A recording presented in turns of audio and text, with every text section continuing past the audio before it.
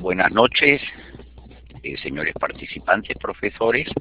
Vamos a empezar con la primera sesión del segundo módulo, el tema que corresponde a planteamiento del problema.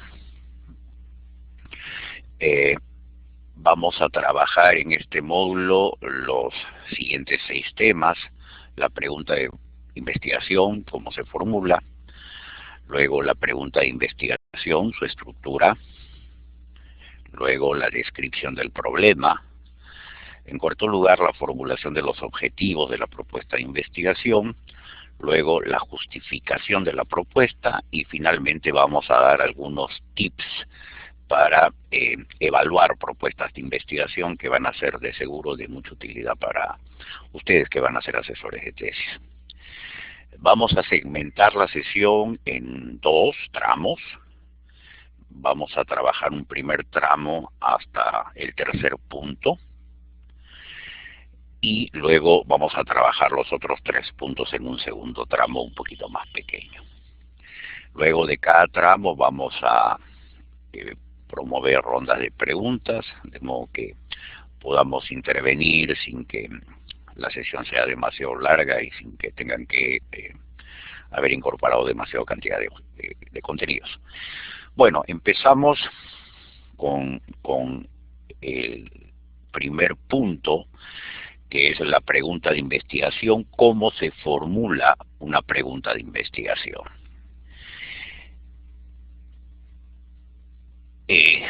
Antes de ello, 3 cuestiones muy puntuales, pero que son importantes que la tengamos clara.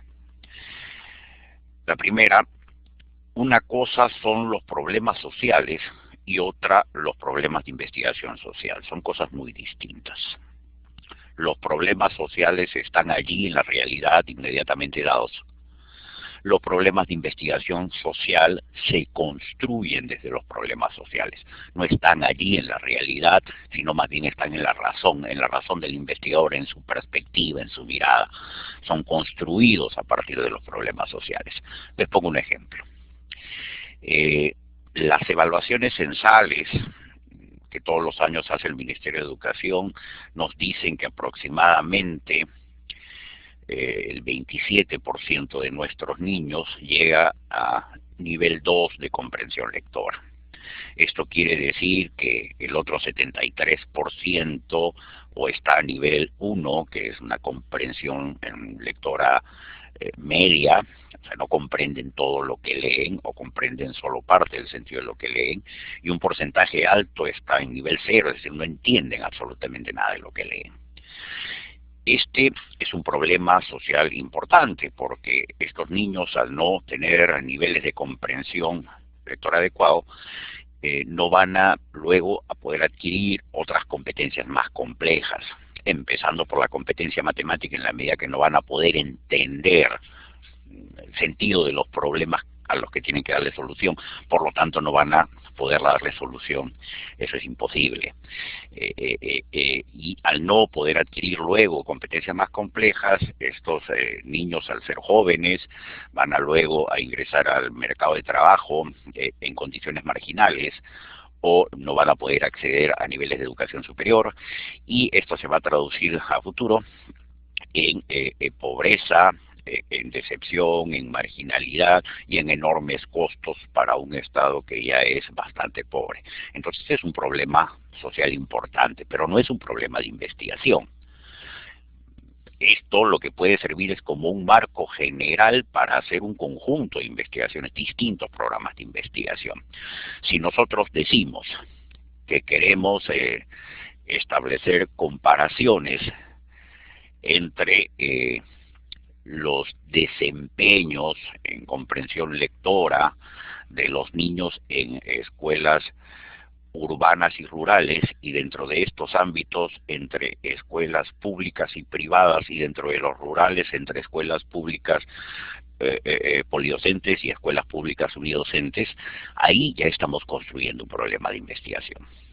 Si nosotros decimos que vamos a comparar los desempeños medios en matemática de las aulas asociándolos a los niveles socioeconómicos de las familias de los niños que forman parte de estas aulas, también estamos construyendo un problema de investigación. Si nosotros decimos que vamos a establecer las comparaciones o las asociaciones entre los desempeños en general, tanto en ciencia como en matemática y comprensión lectora, respecto de los niveles de marginalidad y de estructuración de las familias de los niños, también estamos construyendo un problema de investigación. Entonces, cuando nosotros construimos un problema de investigación, lo que hacemos es coger un segmento de la realidad y a ese segmento de la realidad lo focalizamos y le reducimos complejidad. Es imposible estudiar a la realidad tal cual, observar a la realidad tal cual, porque la realidad pues es un asiento de múltiples determinaciones sociales, de infinidad de variables. Entonces no podemos observarla como tal. Para observarla tenemos que simplificarla, identificar uno, dos o tres variables y establecer algún tipo de vínculo analítico hipotético sobre ellas, y así observamos. No observamos a la realidad tal cual, observamos un modelo que construimos de la realidad que en esencia supone su simplificación. Entonces, pues, una cosa son los problemas sociales, inmediatamente dados, hechos, y otras son los problemas de investigación social, que no son hechos ni están inmediatamente dados, sino que los construimos, son elaboraciones mentales a partir de estos problemas sociales. Un segundo punto que también es importante es que existen diversas fuentes que pueden generar ideas de investigación, pero no existe relación alguna entre el tipo de fuente y la calidad de dicha idea. Miren, nosotros podemos generar ideas de investigación utilizando distintos tipos de recursos, distintos tipos de insumos. Lo podemos hacer observando el desempeño profesional cotidiano de algún grupo, lo podemos hacer leyendo artículos de investigación, papers, y tratando de establecer los vacíos de conocimiento que los resultados de estos papers exponen. Lo podemos hacer de participar en una experiencia de innovación, o lo podemos hacer de conversar con algunos especialistas que hayan desarrollado con suficiencia el abordaje de determinados temas. Cualquiera de estas es una fuente válida para generar ideas de investigación, pero eso no quiere decir que quien participó de una experiencia de innovación pedagógica, por ejemplo, genere una idea de investigación de mayor calidad que quien la produjo a partir de observar una película en el cine. Esto no es así. No hay ninguna relación entre el tipo de fuente y la calidad de la idea. La calidad de la idea siempre se va a asociar a características, a perfiles de quien propone, del investigador. Tendrá que ver siempre con el conocimiento que tenga acerca del tema que está abordando, las habilidades que haya desarrollado para emplear la metodología de la investigación, aquel enfoque que le resulte conveniente, y su creatividad, ¿no? Su creatividad, su motivación, etcétera. Siempre serán características del investigador las que se asociarán directamente con la calidad de vida que éste pueda generar. Y finalmente, existen distintas formas de formular el enunciado del problema de investigación. Una de las principales es la forma pregunta, pero no es la única.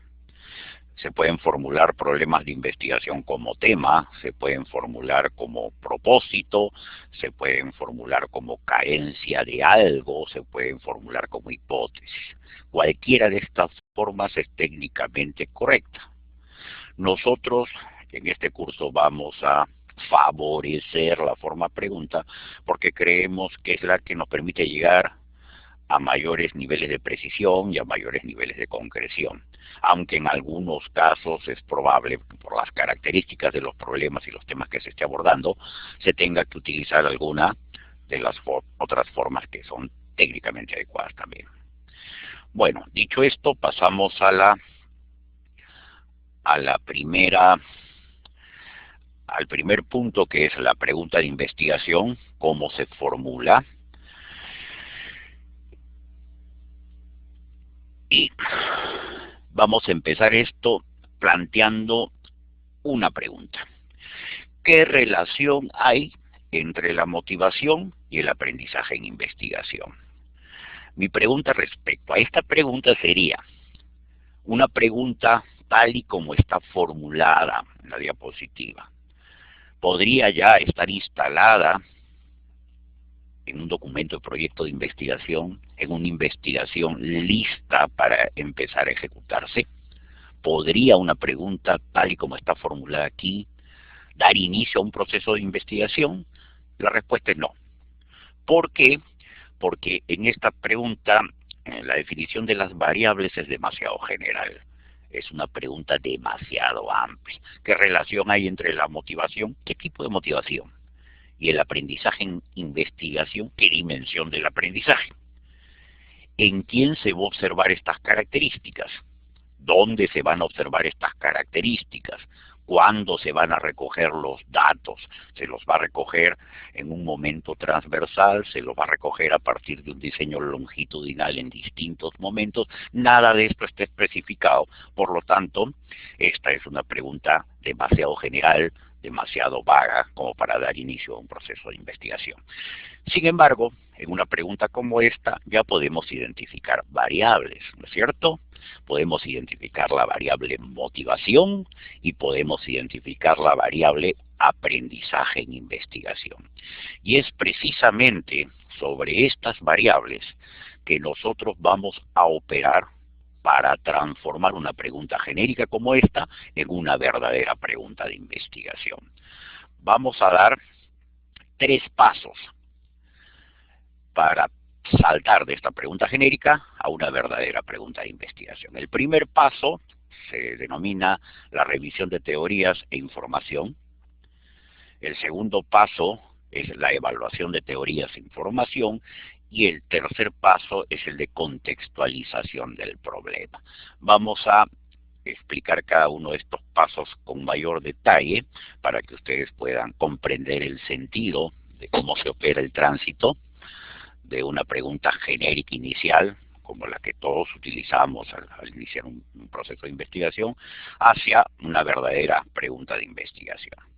El primer paso, decíamos, es la revisión de teorías e información. ¿En qué consiste esto? Consiste en identificar aquella literatura asociada a cada una de las variables con las que estamos trabajando, identificar esa literatura y luego analizarla, leerla, analizarla, pero desde una perspectiva evaluativa y desde una perspectiva de comparación. Desde una perspectiva de comparación. De lo que se trata es que nosotros en la lectura, como producto de la lectura, podamos ir dentro de toda la literatura identificada, ir desechando aquella que no nos sirve, ir poniendo hacia un costado aquella que nos sirve en términos relativos e ir profundizando en el análisis solo de aquella que nos va a ser de mucha utilidad dado el sentido que le queremos dar a la definición de cada una de las variables con las que estamos trabajando. Entonces, repito, la revisión de teorías e información supone coger la literatura existente y a partir de una lectura, de una revisión, de un análisis comparativo, ir tomando decisiones al respecto. Cuando hablo de literatura me refiero a, como ya habíamos visto en la sesión pasada, papers, artículos de investigación fundamentalmente que están en las bases de comunicación científica, en los journals de mayor impacto. Me refiero a tesis, a informes institucionales que tengan que ver con el tema que estamos trabajando y también a libros de teoría y comunicacionales, pero fundamentalmente los papers, los artículos de investigación. Si nosotros hacemos esta búsqueda, esta identificación de la literatura y esta lectura con una perspectiva de comparación, podemos llegar a establecer que sobre la motivación existen distintas teorías. La teoría de Maslow, la teoría de Alport, la teoría de McClelland, la teoría de Watson, de Calvo Sotelo, etcétera. Son un conjunto de teorías sobre la motivación. Sobre el aprendizaje en investigación también. No existe, digamos, una teoría consolidada, pero sí existe un marco conceptual básico desarrollado por Cart y Kemis, que son una especie de clásicos en la teoría crítica sobre el aprendizaje. Sirven González Romero, y existen un conjunto de otros autores que también trabajan el tema del aprendizaje en investigación. Son muchos. El siguiente paso es el de la evaluación de teorías de información. Una vez que nosotros hemos identificado la literatura que es pertinente para el tratamiento de cada una de las variables con las que estamos trabajando, dada nuestra pregunta inicial de investigación, lo siguiente es, luego de este análisis comparativo, tomar decisiones. Tomar decisiones en el sentido de decidir con qué literatura nos quedamos para dar sustento a cada una de las variables con las que estamos trabajando. Y decidir dejar de lado la otra literatura, o que nos sirve solo parcialmente, o que no nos sirve en absoluto. Ya. Pero ¿cómo decidimos? ¿Cómo decidimos tomar parte de la literatura y dejar de lado lo otro? En investigación se habla de dos rutas para tomar este tipo de decisiones. Una primera ruta, a la que se denomina la ruta objetiva, entre comillas, ruta objetiva, nos dice que nosotros debiéramos optar por aquellas teorías paradigmáticas. Cuando hablamos de teorías paradigmáticas nos referimos a aquellas que tienen tras de sí, dentro de un campo particular del conocimiento, una mayor cantidad de seguidores, que tienen por lo tanto mayor legitimidad, mayor presencia, mayor visibilidad. Esas son las teorías paradigmáticas, las más importantes en un determinado momento. Y una segunda ruta, llamada subjetiva, entre comillas, o intersubjetiva, entre comillas, nos dice que nosotros debiéramos optar por aquellas teorías, por aquella literatura más cercana a nuestro propio perfil formativo, más cercana a las concepciones que nosotros tenemos sobre las cosas y más cercana a los intereses que nosotros tenemos al hacer la propuesta de investigación en términos de generación de conocimiento nuevo. Como es de prever, estas dos rutas en el ejercicio, en el contexto de la investigación real, muchas veces entran en colisión. Cuando esto ocurre, por lo general, nosotros terminamos optando por estas rutas, estos criterios subjetivos o intersubjetivos. Es decir, terminamos optando por aquella literatura, aquella teoría con la cual nos sentimos más cómodos, pues porque se acerca más a lo que creemos, o porque nos va a ser más funcional en términos del tipo de conocimiento que nosotros queremos generar con la propuesta. Sea cual fuera la ruta, el criterio que utilicemos para tomar decisiones, estas decisiones hay que tomarlas. Y si así lo hacemos, continuando con el ejemplo que estamos trabajando, nosotros podríamos decidir, respecto a la variable motivación, vamos a trabajar con la teoría de McClelland. Pero si nosotros decidimos trabajar con la teoría de McClelland, es porque tenemos razones fuertes para haber elegido esta teoría y haber desechado las otras. Por ejemplo, nuestras razones podrían ser algunas como las siguientes. En el campo de la teoría de las motivaciones existen dos paradigmas. Un paradigma más antiguo que entiende a las motivaciones asociadas a las necesidades. Un paradigma más reciente que entiende las motivaciones asociadas a las expectativas. Dentro de este paradigma más reciente está la teoría de McClellan. ¿Por qué elegimos esta?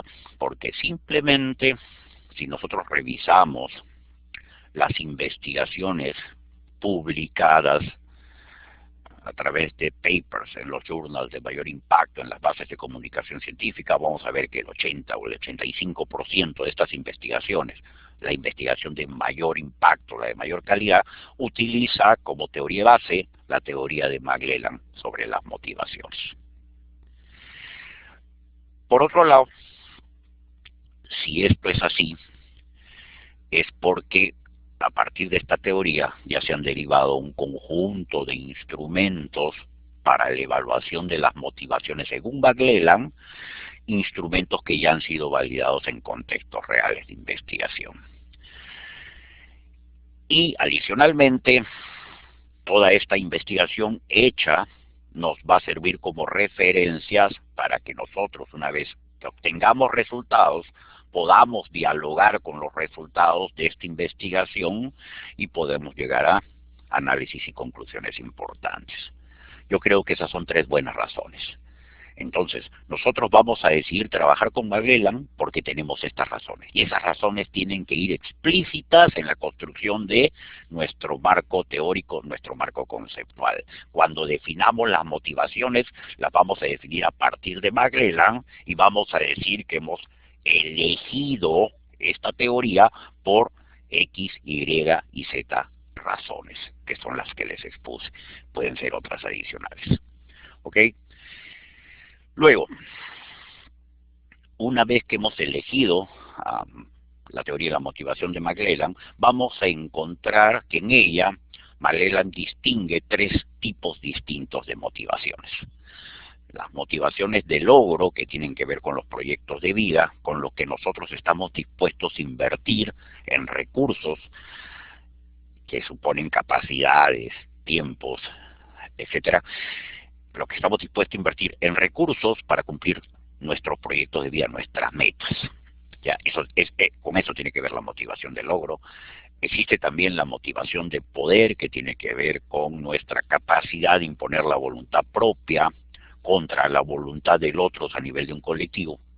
Y existe la motivación de afiliación, que tiene que ver con nuestra disposición, nuestra inclinación a formar parte de grupos, de conglomerados más extensos que la familia, grupos, organizaciones empresariales, afiliaciones profesionales, clubes sociales o deportivos, etcétera. De esos tres tipos de motivaciones, nosotros podemos decidir trabajar solo con la motivación de logro.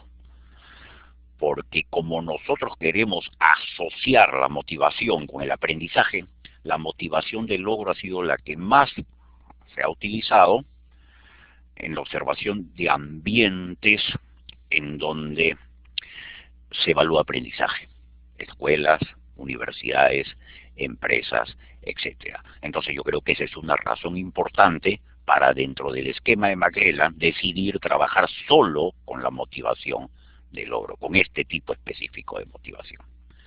Eso también tiene que quedar explícito en la definición del marco teórico. Lo segundo, el aprendizaje en investigación. Decidimos nosotros trabajar con Sirven y con González Romero. ¿Por qué? Porque estas investigadoras son investigadores que trabajan a nivel de teoría, de conceptualización, tratando de generar un acercamiento al entendimiento de fortalecimiento de capacidades o habilidades de investigación, pero también trabajan a nivel de investigación empírica. Han hecho investigación y han presentado resultados de investigación de campo. Lo segundo es que estas investigadoras trabajan el tema del aprendizaje en investigación desde el enfoque competencial.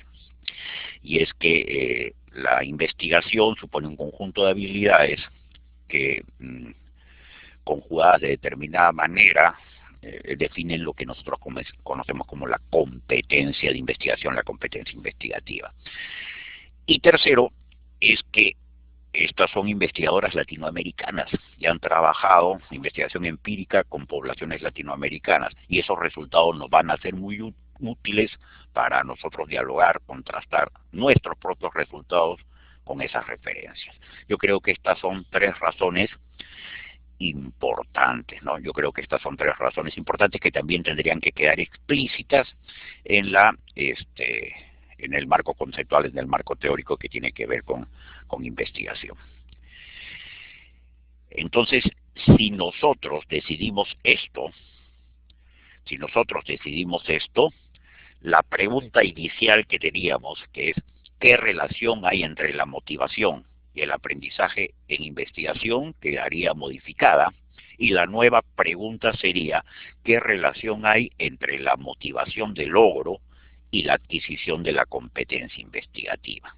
¿Qué relación hay entre la motivación de logro y la adquisición de la competencia investigativa?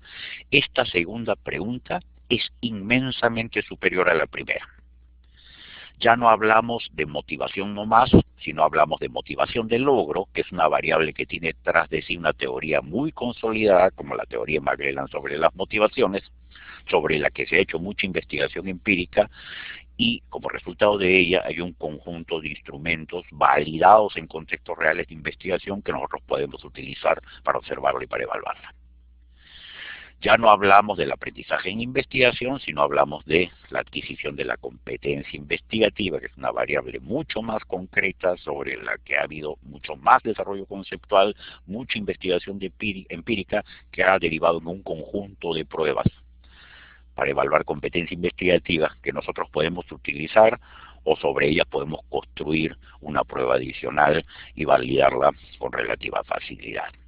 Entonces estamos hablando de una pregunta que en relación a la anterior está mucho más sustentada en la teoría y es enormemente más viable en términos técnicos y metodológicos. Es muy superior.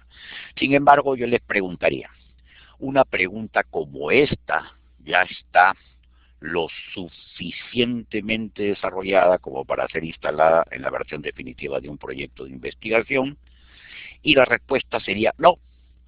¿Por qué? Porque falta dotar a esta pregunta de un contexto. Hay que contextualizarla. La contextualización, que es el tercer paso del que habíamos hablado, supone dotar a esta pregunta, en segunda versión que ya tenemos, pregunta de investigación, de tres elementos: unidad de análisis, espacio y tiempo. La unidad de análisis, que tiene que ver con a quién o qué vamos a investigar, si es que hablamos de individuos, conglomerados, agregados estadísticos, o si es que hablamos de cosas, entendiendo en términos genéricos cosas como aquello que no puede ser considerado sujeto. Hay que dotar también a esta pregunta de un espacio, es decir, ¿dónde vamos a investigar? Esto no necesariamente es un espacio geográfico, no es una ciudad, no es un distrito, puede ser un espacio institucional, puede ser un espacio lúdico e incluso puede ser un espacio conceptual o un espacio dentro de un determinado cuerpo de teoría. Y finalmente el tiempo. ¿Cuándo vamos a investigar? Es decir, ¿cuándo vamos a levantar la información? Este va a ser un estudio transversal, va a levantar la investigación longitudinalmente, va a ser prospectiva, es un estudio histórico, todo eso lo tenemos que tener muy claro. Si es que nosotros incorporamos esos elementos, la pregunta, si es que nosotros incorporamos esos elementos, no está el ejemplo aquí, la pregunta, que es esta pregunta modificada y que dice qué relación hay entre la motivación de logro y la adquisición de la competencia investigativa, sumaría a esto los elementos de la contextualización y quedaría como qué relación hay entre la motivación de logro y la adquisición de la competencia investigativa en estudiantes de maestría en educación de la Universidad Continental. Entonces ahí tenemos una unidad de análisis que serían los estudiantes de la Universidad Continental. Tenemos un espacio institucional que es la Facultad de Educación o el programa de posgrado de la Facultad de Educación de la Universidad Continental, y tendríamos un tiempo que es el tiempo presente. Vamos a recoger información ahora, porque si fuese tiempo pasado o futuro tendríamos que identificar un periodo. Como es tiempo presente, esto se identifica de manera implícita. No sé si está quedando claro. Vamos a un segundo ejemplo.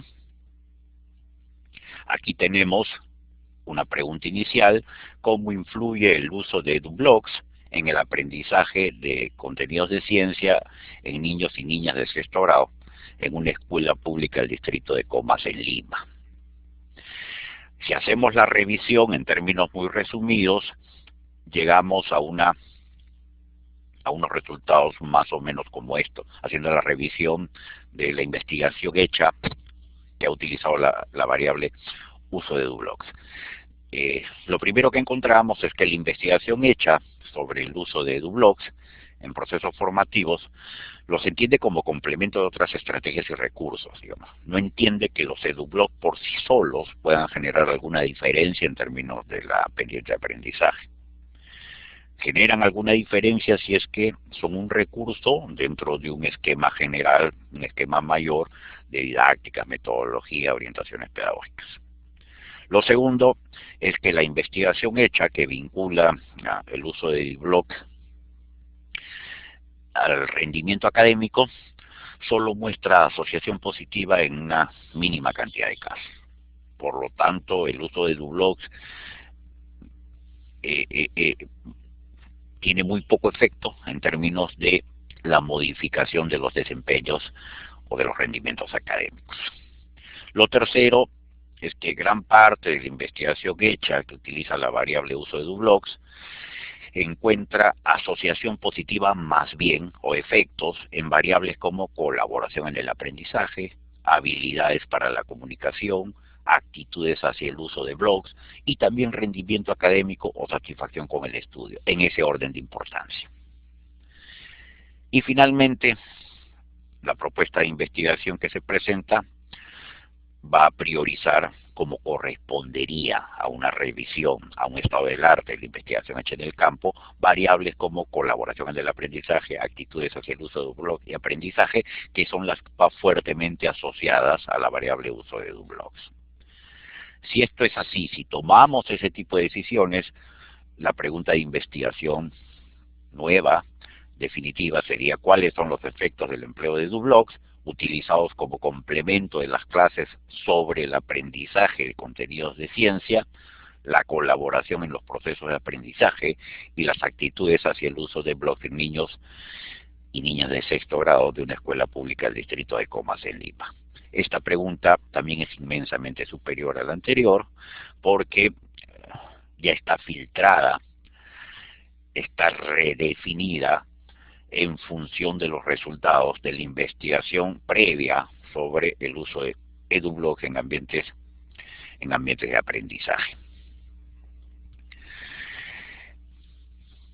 Aquí tenemos un gráfico que expresa las pendientes de aprendizaje que resultan de los procesos de investigación. Tenemos una primera pendiente que tiene que ver con la pregunta inicial, que corresponde a un primer nivel de conocimiento. Nosotros no nos formulamos una pregunta sobre algo si desconocemos absolutamente ese algo. Si nos formulamos una pregunta sobre eso, es porque algo conocemos sobre eso.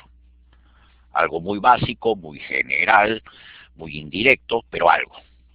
¿Ya? Entonces este es un primer nivel de conocimiento que nos lleva a la pregunta inicial.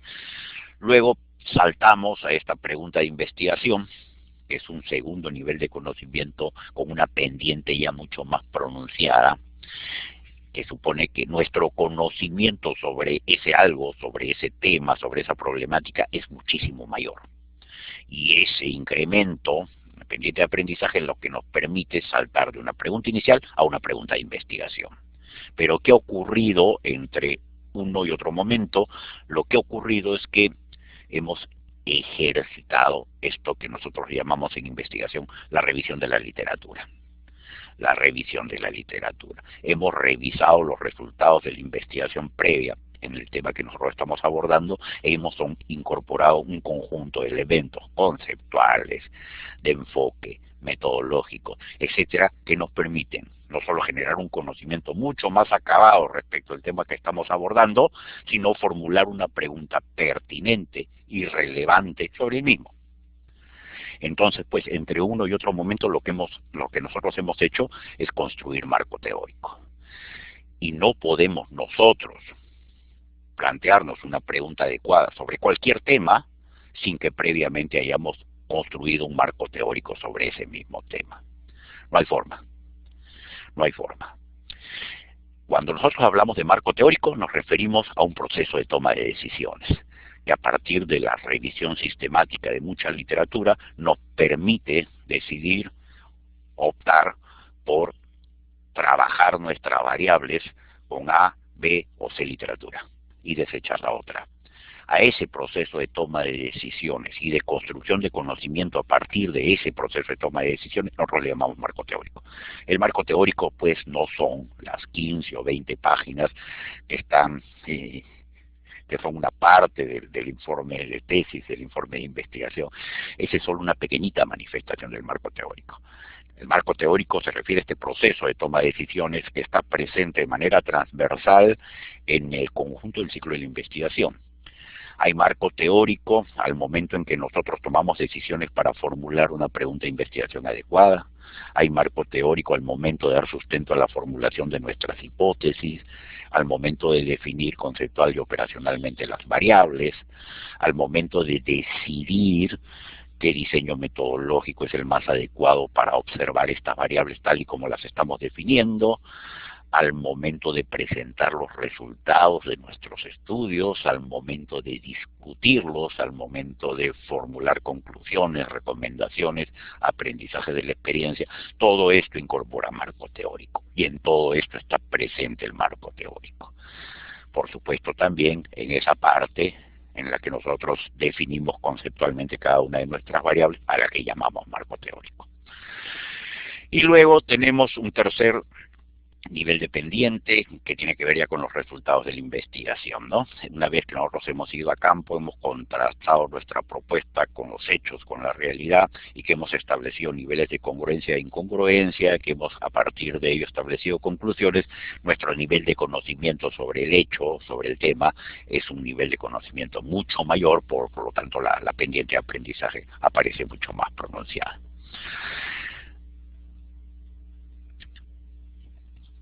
Ok, el segundo punto, la estructura de la pregunta de investigación. Esto es muy simple, lo vamos a hacer muy rápido. Una estructura, una pregunta de investigación técnicamente bien formulada debe tener estas tres partes: indagación, unidad de análisis, variables. Cuando hablamos de la indagación, en la forma interrogativa, por supuesto, nos referimos a esa interrogación con la que se inicia el enunciado de la pregunta de investigación, ¿no? ¿En qué medida, cuánto, cuál, de qué manera, qué relación, etcétera? La unidad de análisis es el objeto sobre el que se plantea la pregunta, el objeto sobre el que se van a observar las cosas, ¿no? Este objeto pueden ser personas o pueden ser cosas, como ya dijimos, ¿no? Pueden ser estudiantes, pueden ser consumidores de telenovelas brasileñas, pueden ser usuarios de un determinado tipo de servicios, o pueden ser los modelos de gestión de empresas de determinado giro económico, o pueden ser las currículas de los institutos técnicos a nivel nacional, o pueden ser qué sé yo, los perfiles tecnológicos de las empresas mineras en Perú y en Chile, ya. Pueden ser muchas cosas, ¿ya? Y luego tenemos a las variables, ¿no? Las variables que son aspectos o características de estas unidades de análisis, de estos objetos que nosotros queremos observar directamente, en ellas. Nosotros queremos observar como parte de ellas. Ya, estas tres cosas tienen que estar presentes necesariamente en toda formulación adecuada de un problema de investigación, de una pregunta de investigación. Vamos a un primer ejemplo, que es el que teníamos trabajando en principio. ¿Qué relación hay entre la motivación de logro y la adquisición de la competencia investigativa en estudiantes de la Escuela Profesional de Educación Primaria de una universidad privada de Lima? Indagación, ¿qué relación hay? Unidad de análisis, estudiantes de la Escuela Profesional de Educación Primaria. Variables, características que queremos observar en estos estudiantes, motivación de logro y adquisición de la competencia investigativa. Vamos al segundo ejemplo, del uso de los blogs. Aquí tenemos también una indagación, cuáles son, una unidad de análisis, que son los niños y niñas de texto grado, y las variables. Aquí tenemos una variable independiente, pues estamos hablando de una investigación causal, efectos del empleo de edublogs, y unas variables dependientes que serían aprendizaje y contenidos de ciencia, colaboración en los procesos de aprendizaje y actitudes hacia el uso de los blogs. ¿Ok? Y finalmente, antes de cerrar este segmento, lo que corresponde a la descripción del problema. Una descripción adecuada del problema debe dar respuesta, como mínimo, a las preguntas que aparecen en la diapositiva. Y en ese orden. Debe dar respuesta a una pregunta como ¿cuál es el hecho que voy a observar? ¿No? ¿En qué consiste el hecho que voy a observar? ¿Y por qué este hecho constituye un problema? ¿Por qué es que lo voy a observar? Una vez que tengo claro esto, me tengo que preguntar ¿qué dice la investigación previa sobre este hecho, sobre este problema? ¿Hasta dónde ha llegado la investigación previa en la explicación de este hecho, de este problema? Luego me tengo que preguntar, ¿qué no dice la investigación previa sobre este hecho o sobre este problema? Es decir, ¿hasta dónde no ha llegado la investigación previa en el entendimiento de este hecho o de este problema? Luego me tengo que preguntar, y es lógico, ¿qué brecha de conocimiento existe entre lo que dice la investigación previa y lo que se necesita para dar una respuesta integral adecuada a la pregunta de investigación que nos estamos planteando? Es decir, ¿cuál es la brecha de conocimiento existente entre la realidad y el conocimiento de la realidad según la investigación previa? Una vez que hemos identificado ese vacío de conocimiento, esa brecha, nosotros nos tenemos que preguntar sobre ese vacío, en qué medida nuestra propuesta va a cubrirlo, en qué medida nuestra propuesta va a satisfacer esa necesidad de conocimiento. ¿Ok? Si nosotros damos respuesta adecuada a estas 5 preguntas, vamos a construir de manera ordenada, de manera lógica, una descripción del problema que nos va a permitir entender la pregunta que finalmente nos terminemos planteando. Esta descripción del problema debe ir acompañada, en la medida de lo posible, de referencias a autores de textos o de investigaciones que apoyen y fortalezcan nuestros propios argumentos. Una cosa es que nosotros digamos, creemos que X se asocia con Y, y otra cosa es que digamos que según la investigación hecha por tales autores de tal institución, X se asocia con Y con tales niveles de significatividad. ¿Ya? Los argumentos son los mismos, pero la fortaleza de uno y otro son muy diferentes. También hay que apoyarse en la medida de lo posible en datos estadísticos, datos duros, que provengan de bases de datos de producción oficial, informes de investigación, informes institucionales que puedan dar sustento a nuestros propios argumentos. Ya, una vez que tengamos todos estos elementos, es decir, las preguntas contestadas, utilizando estos insumos, vamos a tener una descripción del problema adecuado, que conjuntamente con la pregunta constituyen lo que nosotros llamamos el problema de investigación. Bueno, hasta aquí iríamos con el primer segmento. Por favor, si tienen alguna pregunta, lo pueden hacer de manera oral, lo pueden hacer a través del chat también. ¿Alguna pregunta, señores? ¿Algo que no les esté quedando claro?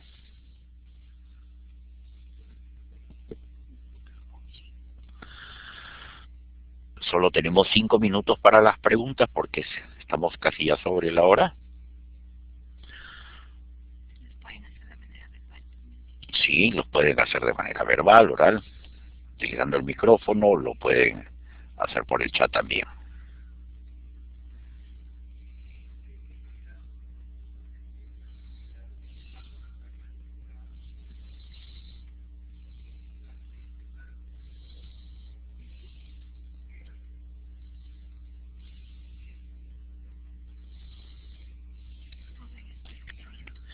Parece que tienen muchos problemas, no les está entrando el micro para nada. Un puntito.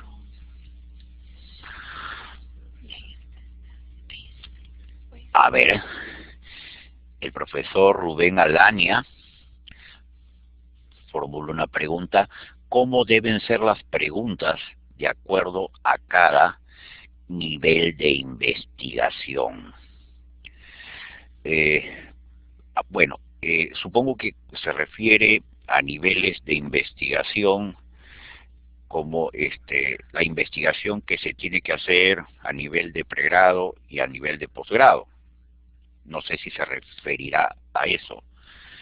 Si es así, las características técnicas de las preguntas de investigación son las mismas. Se trabaje a nivel de pregrado o se trabaje a nivel de posgrado. Se trabaje con diseños descriptivos o se trabaje con diseños analíticos, incluso dentro de estos últimos, si es que se trabaja con diseños experimentales. Ya, las características técnicas y la composición de la pregunta son exactamente las mismas. Hay una segunda pregunta de Armando que dice: al formular este tipo de preguntas, es como incluir los objetivos específicos. Ya, mira, la pregunta de investigación responde a un interrogante general en el tránsito de la investigación, que es: ¿qué voy a observar? ¿Qué voy a observar? Y cuando me formulo los objetivos, los propósitos de la investigación, estoy más bien respondiendo a otra interrogante general del proceso de la investigación, que es: ¿con qué propósito voy a observar esto? Ya, en un caso es qué voy a observar y en el otro es con qué propósito lo voy a observar.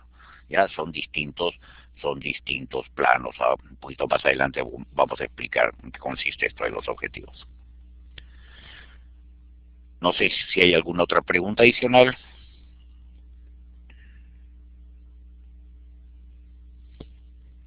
Continuamos con la segunda parte.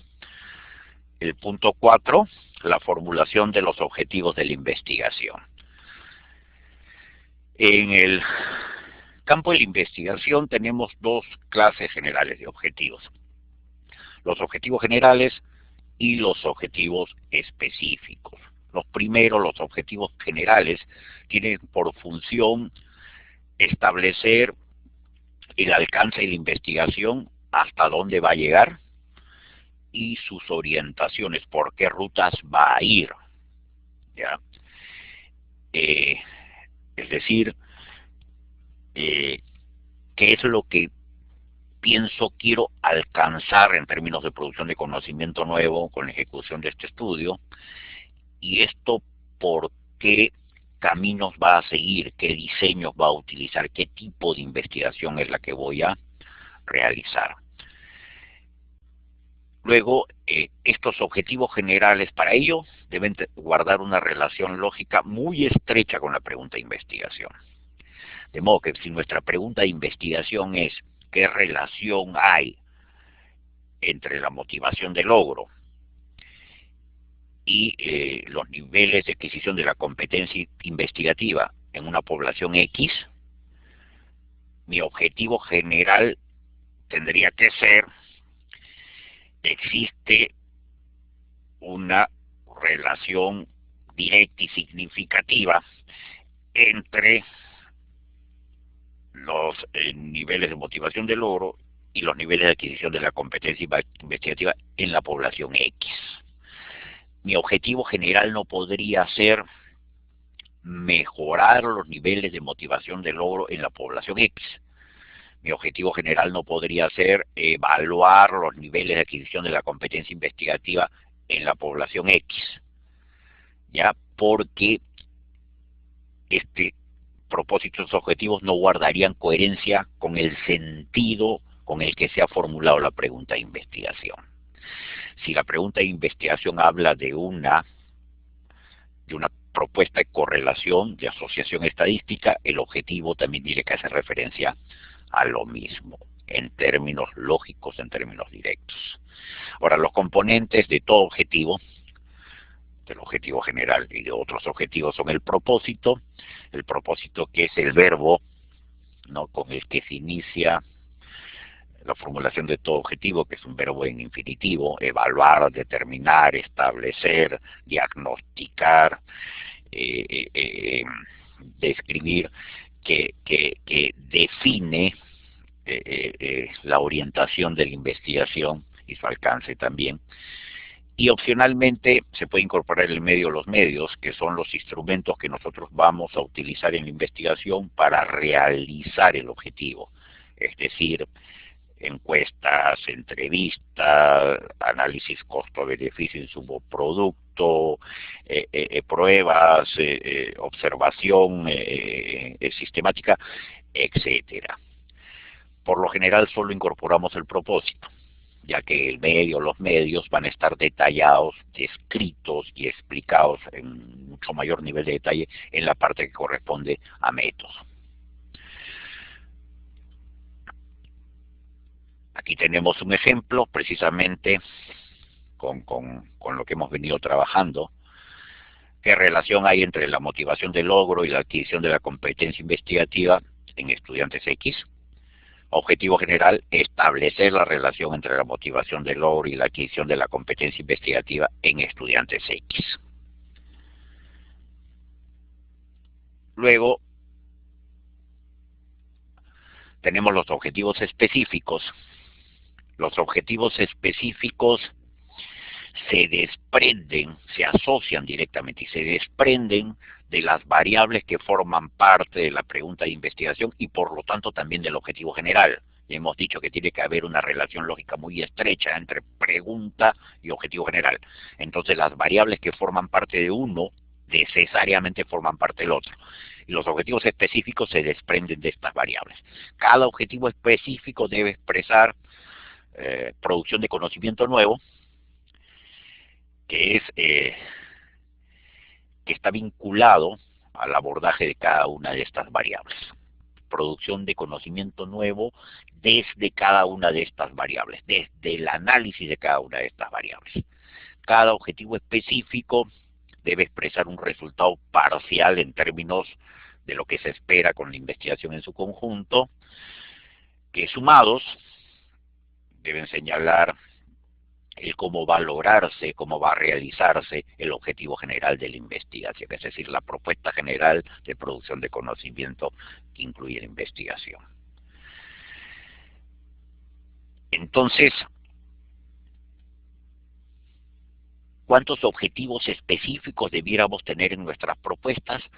Tantos como variables vayamos a analizar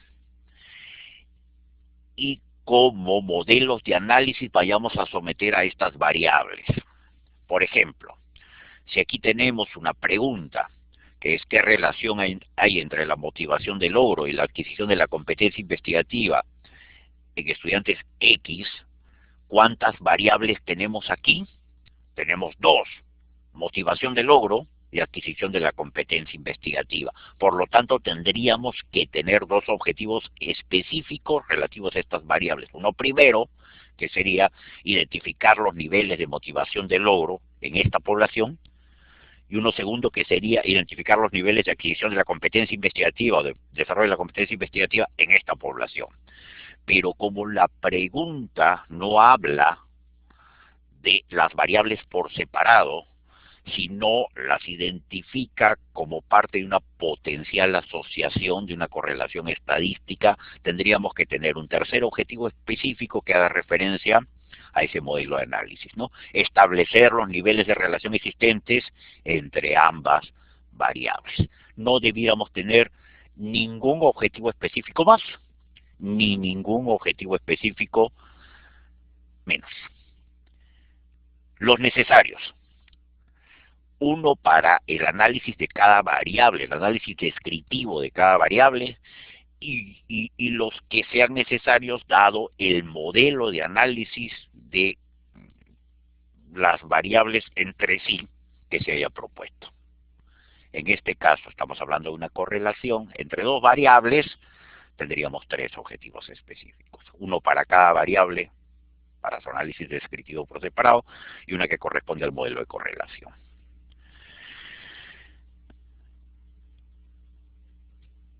Y finalmente, la justificación de la investigación. Una justificación de la investigación adecuadamente formulada debe responder a una pregunta general que es: ¿qué conocimiento nuevo voy a producir con el desarrollo de la investigación? ¿Qué conocimiento nuevo voy a producir si ejecuto mi propuesta de investigación? Esta pregunta general se desprenden otras más específicas que tienen que ver con el para qué de la investigación, para qué voy a hacer esta investigación, es decir, qué información voy a obtener con el desarrollo de la investigación, con lo que produzca con el desarrollo de la investigación. Luego, qué decisiones voy a poder tomar una vez que maneje esta nueva información. Y luego, qué cambios o mejoras voy a esperar alcanzar a partir de las decisiones que tome. Esto tiene que ver con el para qué de la investigación, pero también una justificación tiene que ver con el para quién. Es decir, a quién le sirven los resultados de la investigación, quiénes se beneficiarán con esos cambios o con esas mejoras que pretendemos alcanzar, quiénes se beneficiarán de manera directa y quiénes lo harán de manera indirecta. Nosotros tenemos que dar respuesta a este conjunto de preguntas en 2 o 3 párrafos, media página, 3/4 de página, no más. Si es que nosotros alargamos la justificación incorporando conceptos, bibliografía, lo que hacemos es confundir. Y la justificación es fundamental para poder vender nuestra idea, nuestra propuesta de investigación. Como les decía en la anterior sesión, un proyecto de investigación es un vehículo de comunicación para otros. Nosotros tenemos más o menos claro qué queremos. Lo que demostramos en un proyecto, lo que debemos demostrar al escribir un proyecto es que somos capaces de comunicar, somos capaces de hacer que otros entiendan lo que nosotros queremos en términos de investigación y justificar esto como una tarea necesaria para la cual hay que invertir ciertos recursos, ¿no? Nosotros generalmente exponemos nuestros proyectos frente a otros porque tenemos pues metas académicas o profesionales o incluso salariales, ¿no es cierto? Entonces esto lo tenemos que tener muy claro porque con esto tenemos que convencer a otros que necesariamente no están de nuestro lado, no tienen por qué estarlo. Esta es la figura general. Decíamos que una idea de investigación se transforma en un enunciado de investigación, en una pregunta, a partir de la construcción de un marco de teoría para esa pregunta. Y esto se desprende de la revisión sistemática de la literatura existente sobre el tema. Una vez que tenemos un enunciado de investigación, una pregunta más o menos adecuada, nos podemos formular los propósitos, los objetivos de la propuesta en sí. Y una vez que tenemos esto claro, pregunta y objetivos, vamos hacia la descripción del problema y vamos hacia la justificación de la propuesta como tal. ¿Ya? Ahora, una cosa en el marco de un proyecto es el orden de construcción y una muy distinta es el orden de presentación. En términos del orden de construcción, lo primero que nosotros tenemos que consolidar es una pregunta de investigación. Luego pasamos a los propósitos que tendría el dar respuesta a esa pregunta. Luego iríamos a la descripción del problema, que dé sentido a la pregunta, y finalmente a la justificación de la propuesta como tal. Ese es el orden de construcción, pero el orden de presentación no es ese, ¿no? En términos del orden de presentación, primero va la descripción del problema, porque si no, no entenderíamos la pregunta, luego va la pregunta, luego los objetivos y finalmente la justificación de la propuesta. Y el último punto, algunos tips muy rápidamente que ustedes como asesores tienen que tener muy presentes al evaluar una propuesta de investigación en términos de el planteamiento, ¿no? El planteamiento. ¿Qué tenemos que evaluar? Tenemos que ver si el enunciado de la pregunta de investigación es conciso y preciso. Cuando hablamos de concisión y de precisión nos referimos a lo siguiente. Conciso, corto, pequeño. Preciso, escrito con un lenguaje lo suficientemente claro y directo que si distintas personas lo leen, todas deben entender exactamente lo mismo. Eso es de cajón. Si la pregunta es confusa, no sirve. Simplemente no sirve. Segundo, debemos evaluar si la pregunta de investigación permite imaginar una respuesta a priori. Si la pregunta está bien planteada, nosotros debemos poder imaginar cuál es su respuesta anticipada, es decir, cuáles son las hipótesis probables asociadas a esa pregunta. Si es que nosotros no podemos imaginar esto, es porque la pregunta está mal hecha, está descontextualizada.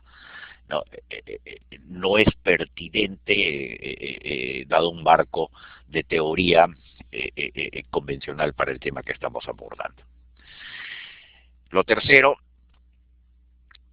tenemos que evaluar si el problema de investigación, que estamos presentando, que estamos evaluando, que nosotros estamos mirando, responde pues al interés del proponente, del tesista, responde a sus competencias y a los recursos con los que cuenta, fundamentalmente el tiempo. Hay que evaluar eso, ¿no? Muchas veces los proponentes, los tesistas, se dan por abordar temas que están de moda, pero que sin embargo están lejos de su campo profesional o lejos de su manejo, sus competencias, o pretenden abordar temas que pueden ser muy pertinentes, pero que los quieren abordar con el uso de muestras demasiado grandes, con sistemas de análisis demasiado sofisticados, que no son los adecuados para un tesista que en esencia es un aprendiz de investigación. Lo siguiente, tenemos que evaluar si el problema planteado, si la descripción de ese problema nos dice al leerla que el proponente, que el tesista ha utilizado los resultados de la investigación previa en el mismo campo. Y si que estos resultados provienen de papers que son parte de journals, que a su vez son parte de estas bases de comunicación científica, que son la principal fuente que debemos utilizar cuando hacemos investigación. También tenemos que evaluar si el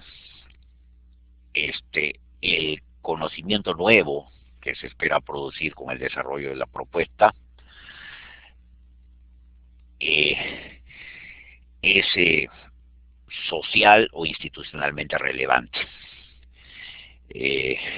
Tenemos que evaluar si el esfuerzo de ejecutar, de llevar a cabo una propuesta de investigación como esta se justifica por que cubre necesidades o problemas sociales, o porque cubre necesidades o problemas que atañen a una determinada institución. También debemos evaluar si la propuesta de investigación es viable desde un punto de vista técnico, si tal y como estamos formulando la pregunta vamos a encontrar anclaje metodológico para darle una respuesta. También tenemos que evaluar si las variables que se utiliza en este planteamiento, en esta pregunta, son hechos observables, si no son etéreas, si no son espurias. También tenemos que evaluar si se cuenta con el acceso a información suficiente para observar, cuantificar, medir, dimensionar estas variables, si hay disponibilidad de información para ello. Pero también tenemos que evaluar si se cuenta con una muestra calificada de informantes, si es que el estudio supone trabajo de campo. Luego tenemos que evaluar también si es que la propuesta de investigación es consistente desde un punto de vista metodológico, ¿no? Si es que la identificación del problema permite identificar, la descripción del problema permite identificar claramente carencias o limitaciones en el conocimiento ya existente sobre el tema. Si es que la descripción del problema permite formular con claridad la pregunta de investigación, es decir, si hay coherencia, un hilo conductor entre la manera como se describe el problema y la pregunta que se formula, si es que los objetivos de la propuesta son coherentes con el problema y con la pregunta que se formula, si es que la justificación de la propuesta la presenta como una tarea necesaria, como una tarea importante. Y finalmente lo que tenemos que evaluar es que si la propuesta de investigación está escrita con un lenguaje claro y directo, sujeto a algún estándar editorial o institucional, y sí que este lenguaje es adecuado al tipo de público al que debe llegar. Eso es fundamentalmente todo lo que corresponde a esta segunda sesión, primera sesión del segundo módulo, y quedo atento a sus preguntas. Hay una pregunta de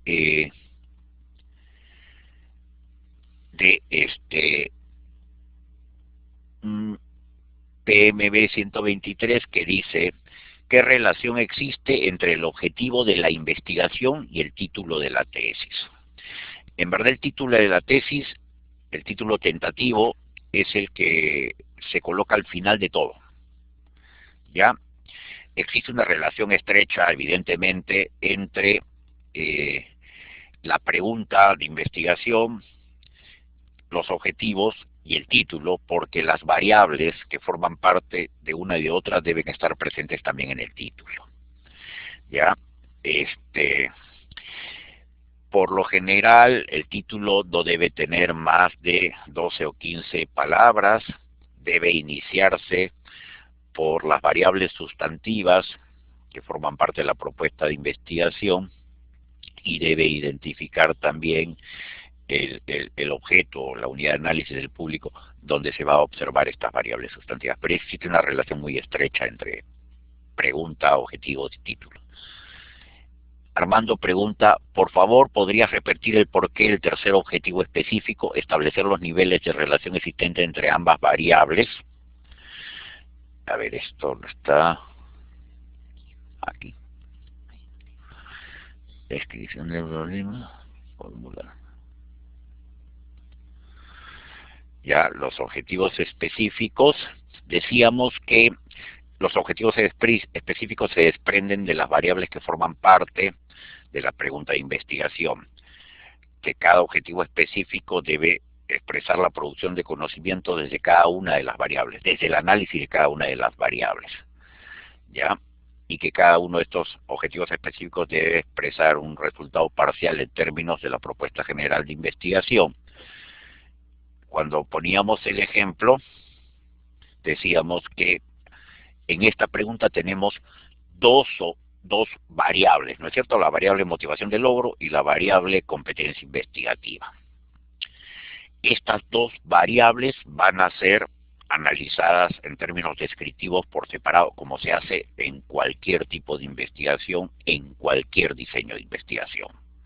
Pero lo que dice la variable perdón, lo que dice la pregunta, el sentido de la pregunta es que lo que nosotros proponemos en términos de investigación es establecer los niveles de correlación estadística que hay entre estas dos variables en esa población.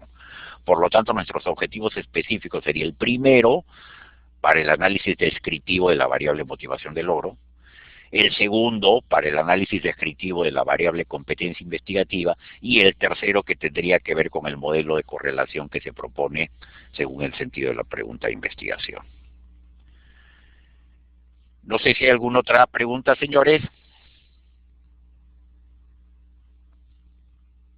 ¿Alguna otra pregunta?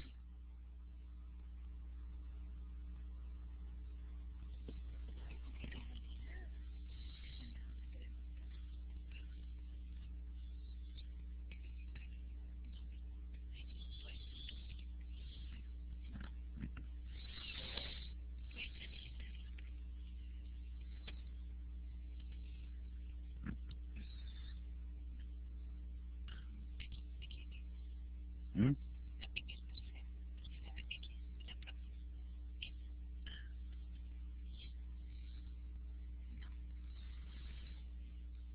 ¿Alguna otra pregunta? Bueno, señores, muchas gracias. Quedo atento a su participación en los foros, cualquier consulta que me quieran hacer a través del aula virtual de los foros, y hasta el próximo martes, ¿no? A las 7:30 que tenemos el segundo tema del segundo módulo que tiene que ver con el tema de marco teórico y variables, me parece. Ok, muchas gracias, buenas noches.